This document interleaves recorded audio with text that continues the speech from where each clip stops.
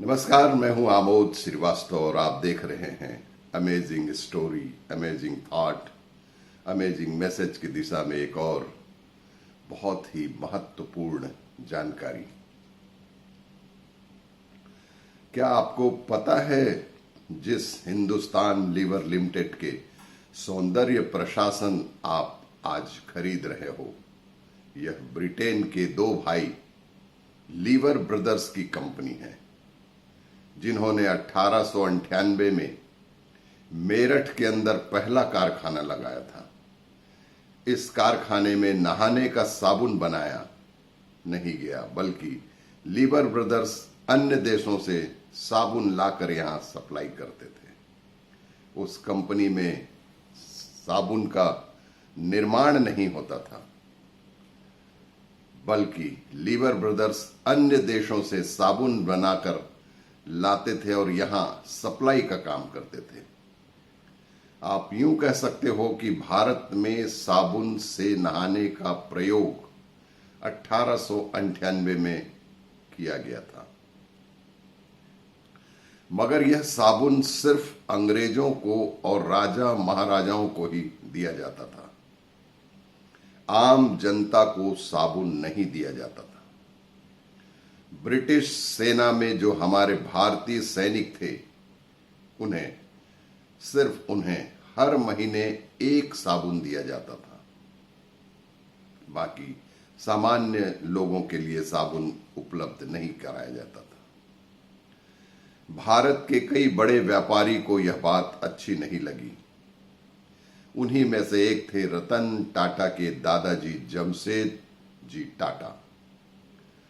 रतन टाटा के दादाजी जमशेद जी टाटा, उन्होंने इस कंपनी को टक्कर देने के लिए स्वदेशी कंपनी लाने की योजना बनाई, जिसके प्रोडक्ट पर हर भारतीय का अधिकार हो। समस्त भारतीयों के लिए उन्होंने एक कंपनी बनाने की सोची, कारखाना। यही सोचकर उन्होंने मैसूर के शासक कृष्णा राजा वाडियार से मुलाकात की और उनसे कहा कि आप एक स्वदेशी फैक्ट्री लगाएं और एक फैक्ट्री में मैं लगाता हूं।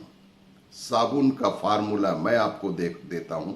तब मैसूर के राजा ने 1916 में बेंगलुरु में मैसूर सैंडल शॉप कंपनी की स्थापना की और पहला स्वदेशी साबुन भारत में बना।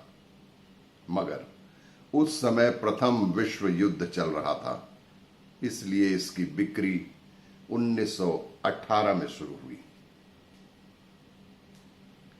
इस साबुन की खासियत है कि इससे अगर एक बार कोई नहा ले तो 2 दिन तक इस साबुन की महक उसके शरीर से नहीं जाती, क्योंकि यह चंदन से बना साबुन है। और आज भी ब्रिटेन की महारानी इसी साबुन से नहाती है। यह भारत का लग्जरी शाही साबुन है। प्रथम विश्व युद्ध के बाद भारत में त्वचा संबंधी रोग फैला था।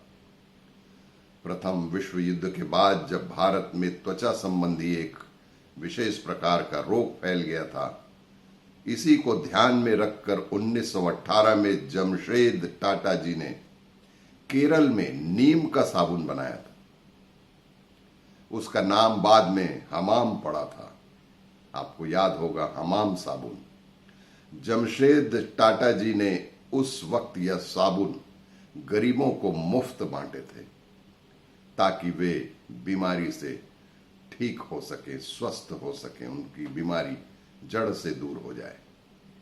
मैसूर सैंडल शॉप और हमाम साबुन उस वक्त भारत में इतने ज्यादा बिके कि लीवर ब्रदर्स कंपनी को उस वक्त लाखों रुपए का नुकसान हुआ, लाखों रुपए का उन्हें घाटा उठाना पड़ा। तो अंग्रेजों ने लीवर ब्रदर्स को बचाने के लिए इन साबुनों पर प्रतिबंध लगा दी, रोक लगा दी।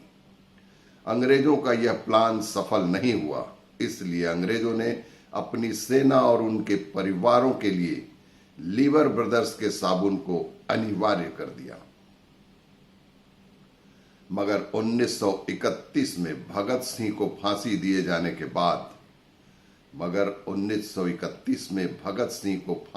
जाने के बाद फिर से लोग स्वदेशी की तरफ आ गए और यह दोनों साबुन इतने प्रसिद्ध हुए कि भारत से एक्सपोर्ट होने लगे। जमशेद टाटा जी दूरदर्शी व्यक्ति थे। वे भारत को आत्मनिर्भर बनाना चाहते थे। इसीलिए उनके 4 सपने थे। पहला, स्टील का कारखाना भारत में लगाना। दूसरा, आवागमन के लिए साधन बनाना। तीसरा, पानी से बिजली बनाना। और चौथा, अंतर्राष्ट्रीय स्तर का होटल बनाना। मगर जमशेद जी अपनी उम्र में सिर्फ एक सपना ही पूरा कर सके। वह था होटल बनाना, जो मुंबई में आज भी ताज होटल के नाम से विख्यात है। अंतर्राष्ट्रीय स्तर का होटल ताज आज भी विश्व में विख्यात है।